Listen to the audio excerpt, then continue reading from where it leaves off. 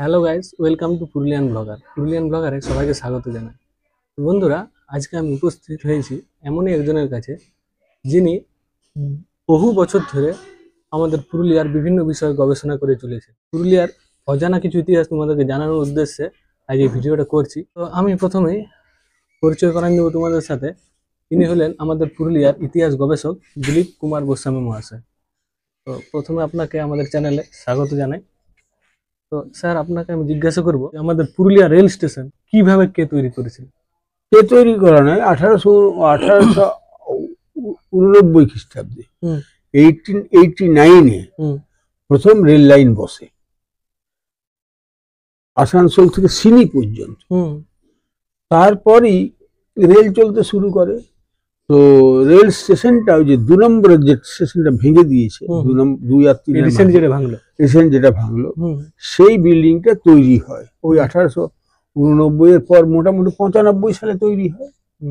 1895 সালে তৈরি হয়। সুন্দর নান্দনিক তার ছিল, সুন্দর দেখতে, গঠনশৈলী খুব সুন্দর। সেই বাড়িতে রেল ছিল, টিকিট কাটারও ব্যবস্থা ছিল, বসারও ব্যবস্থা ছিল, অনেক। তখন তো এমনি কম্পিউটার টিকিট ছিল না, তখন ছোট মোটা মোটা যেগুলো পাওয়া যেত, বড় লম্বা মতো। তো